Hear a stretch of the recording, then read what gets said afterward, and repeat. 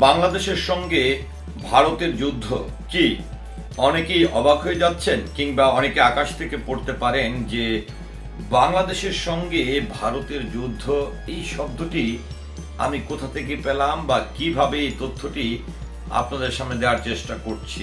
হ্যাঁ, বাংলাদেশের সঙ্গে ভারতের যুদ্ধ এমনটাই প্রতিষ্ঠিত করার চেষ্টা করছেন কিংবা বাংলাদেশের সঙ্গে ভারতের সম্পর্ক কোনোভাবেই ভালো ছিল না কিংবা বাংলাদেশকে ভারত সহ্য করতে পারছে না, বাংলাদেশের সার্বভৌমত্বের অবস্থা খুব খারাপ, বাংলাদেশের বাংলাদেশ ধ্বংস হয়ে যাচ্ছে, ডক্টর ইউনূস সরকার সব ধ্বংস করে ফেলছে, বাংলাদেশের হিন্দু সম্প্রদায়কে বাংলাদেশ থেকে বের করে দেওয়া হচ্ছে, বাংলাদেশের হিন্দু সম্প্রদায়ের বাড়ি ঘর সব চুরমার করে দেওয়া হচ্ছে।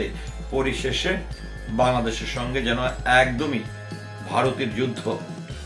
এই কথাটি আমি কেন বললাম, নিশ্চয়ই আপনাদের মনে প্রশ্ন জাগতে পারে যে ভারতের সঙ্গে বাংলাদেশের যুদ্ধ কোথায় পেলাম, আমি কি পাগল হয়ে গেছি একজন কন্টেন্ট ক্রিয়েটর হিসেবে? হ্যাঁ, এই যে বিষয়টি আসলে আমি পেয়েছি ভারতের একটি গণমাধ্যম রিপাবলিক বাংলা চ্যানেল।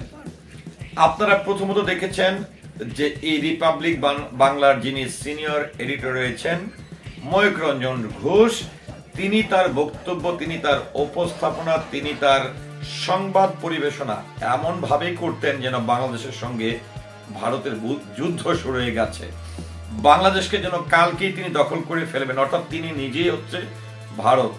তো আমি এই যে শব্দটি ব্যবহার করলাম যে বাংলাদেশের সঙ্গে ভারতের যুদ্ধ, আমি কিন্তু পুরো ভারত রাষ্ট্রের কথা বলছি না, ভারতের একজন মলম বিক্রেতা হকার সাংবাদিক ময়ূক রঞ্জন ঘোষের কথা বলছি, যিনি বরাবরই ভারতের মান সম্মান সারা বিশ্বের কাছে নষ্ট করছে, ভারতের যে গণমাধ্যমগুলো আছে তাদের সম্মান নষ্ট করছে, ভারতের সঙ্গে বাংলাদেশের একটি দ্বন্দ্ব তৈরি করার চেষ্টা করছে, বাংলাদেশের সার্বভৌমত্বের উপর আঘাত করার চেষ্টা করছে, বাংলাদেশের মধ্যে সাম্প্রদায়িকতা দাঙ্গা সৃষ্টি করার চেষ্টা করছেন এই ময়ূক রঞ্জন ঘোষ। আর এই ময়ূক রঞ্জন ঘোষের এই বক্তব্য কিংবা সংবাদ উপস্থাপনাটা এমন যেন বাংলাদেশের সঙ্গে ভারতের যুদ্ধ বেঁধে গেছেন। এবং আমি স্পেশালি ভিডিওটির মাধ্যমে ভারতের সুশীল সমাজের এবং অনেক যারা আছেন সবাইকে আমি স্পেশালি ধন্যবাদ জানাবো, যারা আসলে সঠিক তথ্যটি জানতে চান এবং আসলে শান্তিপ্রিয় মানুষ যারা অনেকে আছেন। এই ময়ূক রঞ্জন ঘোষ বাংলাদেশ নিয়ে যে মিথ্যাচার, বাংলাদেশ নিয়ে যে অপপ্রচারগুলো চালান, সেই প্রচারের বিরুদ্ধেও কিন্তু তার যে কন্টেন্টগুলো আছে সেই কন্টেন্টগুলোতে আপনারা মন্তব্য করছেন, প্রতিবাদ জানাচ্ছেন, ধিক্কার দিচ্ছেন। এই জন্য ভারতের সকলের প্রতি আমি কৃতজ্ঞতা জানাই। তবে অবশ্যই আমি মনে করি আজকে বাংলাদেশের একজন মানুষ হিসেবে, বাংলাদেশের নাগরিক হিসাবে যেরকমটা প্রতিবাদ করছি, অন্যদিকে আমি মনে করি ভারতের অবশ্যই যারা সুশীল সমাজের মানুষ আছেন, নিশ্চয়ই আপনারাও চান না যে বাংলাদেশের সঙ্গে ভারতের সম্পর্ক খারাপ হোক এবং ভারতীয় কোনো একটি গণমাধ্যম বাংলাদেশ নিয়ে অপপ্রচার চালিয়ে তাদের ভারতীয় যে গণমাধ্যমগুলো রয়েছে তাদের সম্মান ক্ষুণ্ণ করুক।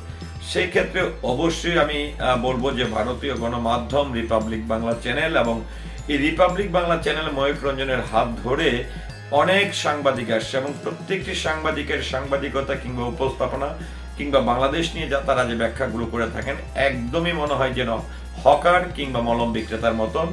তো এই যে বিষয়গুলো, ওই প্রেক্ষাপটকে ঘিরে এই যে তাদের যে উপস্থাপনাগুলো রয়েছে, নিশ্চয়ই আপনারা লক্ষ্য করেছেন যে এই ময়ূক রঞ্জন ঘোষ থেকে শুরু করে এই রিপাবলিক বাংলার যারা সাংবাদিক রয়েছেন, যারা এই সংবাদগুলো প্রকাশ করেন, কখনো কখনো বাংলাদেশ সেনাবাহিনীকে ধ্বংস করে দিচ্ছে, কখনো কখনো বাংলাদেশের এই জায়গা দখল করে ফেলছে, বাংলাদেশের সেই জায়গা দখল করে ফেলছে, আবার কখনো কখনো মোদি, ডোনাল্ড ট্রাম্প পর্যন্ত বাংলাদেশের উপর আঘাত তৈরি করছেন, বিভিন্ন রকম অপপ্রচার তারা চালিয়ে যাচ্ছে। তো এই জন্য আমি বললাম এই ময়ূক রঞ্জন ঘোষকে আমি ভারত বানিয়ে ফেললাম, কারণ ভারত সে একাই। কারণ এই জন্য ময়ূক রঞ্জন ঘোষ নিজেই ভারত, কারণ ভারতের এই যদি 100 গণমাধ্যমের কথা বলি, হাতে গোনা কয়েকটি গণমাধ্যমই এই অপপ্রচারগুলো চালায়। কিন্তু সার্বিকভাবে যদি আমি বলতে চাই, সকল গণমাধ্যম কিন্তু এই ধরনের অপপ্রচার কিংবা মিথ্যাচার নিয়ে কিন্তু তারা বসে নেই। আবার দেখেন এই যে বাংলাদেশের মধ্যে, বাংলাদেশের মানুষের মধ্যে, বাংলাদেশের রাজনৈতিক দলগুলোর মধ্যেও কিন্তু একটা দাঙ্গা তৈরি করার চেষ্টা করে থাকেন এই ময়ূক রঞ্জন ঘোষের সেই রিপাবলিক বাংলা চ্যানেলটি। এবং তারা এমন কিছু কিছু গুজব, এমন কিছু কিছু তথ্য তারা তুলে ধরেন যার কোনো ভিত্তি নেই। এবং আপনারা লক্ষ্য করবেন যে তারা যখন এই যে শুরু এই রিপাবলিক বাংলা চ্যানেলটি যখন কোনো ভিডিও প্রকাশ করেন, তখন এখানে কিন্তু হাস্যকর একটি বিষয় আছে। হাস্যকর বিষয়টি হচ্ছে তারা দেখবেন একটা ডেসক্রিপশন দেয়, যে ডেসক্রিপশনে কিন্তু বলা হয় এটি নাকি একান্তই যে যিনি উপস্থাপনা করছেন, যিনি সাংবাদিকতা করছেন, যিনি সংবাদ বা তথ্যটি দিচ্ছেন, তার ব্যক্তিগত মতামত তিনি প্রকাশ করছেন, তো এটার জন্য চ্যানেল দায়ী না। তো এই যে চ্যানেল দায়ী না বলে যে সংবাদগুলো মিথ্যাচারগুলো করেন, সে প্রেক্ষাপটে কি চ্যানেল দায়ভার থেকে এড়িয়ে চলতে পারেন, বা তাদের কি দায়বদ্ধতা নেই, বা এই রিপাবলিক বাংলা কি চ্যানেলটাই কি এই রিপাবলিক বাংলা চ্যানেলটির নাম কি পরিবর্তন করে আমি বলতে পারি যে এটির নাম দেওয়ার দরকার মিথ্যা গুজব সংবাদ মাধ্যম, ভুয়া তথ্য, ভুয়া গণমাধ্যম।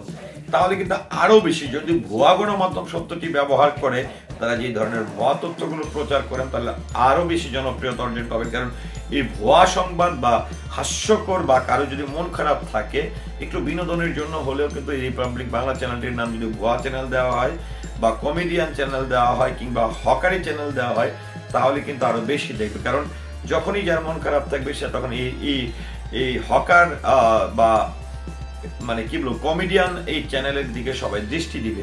তো অবশ্যই আমি মনে করি যে এই যে ভারতীয় গণমাধ্যমগুলো মিথ্যাচার করেন, যে কয়টা গণমাধ্যম রয়েছে, অবশ্যই ভারতীয় নাগরিক যারা আছেন, ভারতীয় সুশীল সমাজের মানুষ যারা আছেন, ভারতের শান্তিপ্রিয় যারা আছেন, তাদের অবশ্যই এটার বিরুদ্ধে প্রতিরোধ গড়ে তোলা উচিত। কারণ এই গণমাধ্যম আজকে এই যে রিপাবলিক বাংলা চ্যানেলটি যে সংবাদগুলো মিথ্যাচারগুলো করে থাকেন, এর ফলে ইন্টারন্যাশনালি যে গণমাধ্যমগুলো রয়েছেন, বহির্বিশ্বের যে গণমাধ্যমগুলো রয়েছেন, তারাও কিন্তু এটাকে ফলো আপ করে। অর্থাৎ বাংলাদেশ নিয়ে আসলে বাংলাদেশে কি হচ্ছে না হচ্ছে তারা কিন্তু ফলো আপ করে। তো বিশ্বের অন্যান্য কোনো চ্যানেল বা ভারতের সব গণমাধ্যমে যে সংবাদ প্রকাশিত হয় না, হ্যাঁ, সেটা তারা প্রচার করেন। অর্থাৎ ভুয়া তথ্যগুলি কিন্তু এই রিপাবলিক বাংলা চ্যানেলটি, অর্থাৎ ময়ূক রঞ্জন ঘোষ সহ যারা হকার সাংবাদিক রয়েছেন, তারা কিন্তু এটি প্রচার করছেন। তো এই জন্যই এই হকার সাংবাদিক কিংবা এই রিপাবলিক বাংলা চ্যানেলটি মনে হয় যে ভারতের পুরা দায়িত্ব নিয়ে নিচ্ছে, তাদের উপর অনেক কিছু। আর বাংলাদেশ বুঝি ভারতের সব শেষ করে দিচ্ছে, হ্যাঁ। আর বাংলাদেশেও বুঝি একদম যুদ্ধ লেগে গেছেন, বাংলাদেশে ঘরে ঘরে যুদ্ধ লেগে গেছেন, বাংলাদেশের মানুষ শান্তিতে নেই, হিন্দু সম্প্রদায়ের মানুষ শান্তিতে নেই। তবে একটি কথা আমি একদমই স্ট্রংলি বলতে চাই ময়ূক রঞ্জন ঘোষ রিপাবলিক বাংলা চ্যানেলকে, বাংলাদেশে আমরা জাতি ধর্ম বুঝি না, আমরা মানুষ। এই বাংলাদেশ আমাদের, এই বাংলাদেশের সার্বভৌমত্ব রক্ষা করার দায়িত্ব আমাদের। এই দেশ 1971 সালে স্বাধীনতা যুদ্ধের মাধ্যমে অনেক শহীদের রক্তের বিনিময়ে দেশ স্বাধীন হয়েছে।